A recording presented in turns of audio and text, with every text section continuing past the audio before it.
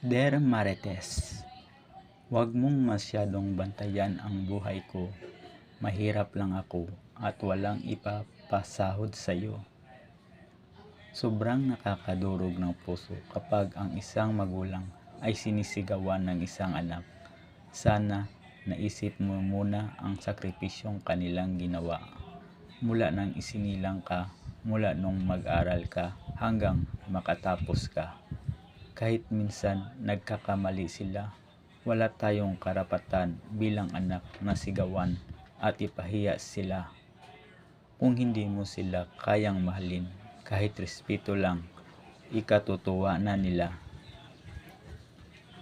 Paalala, yung babaero ka, tapos nagka-gusto ka sa babaeng manluloko, ang tawag niyan, karma.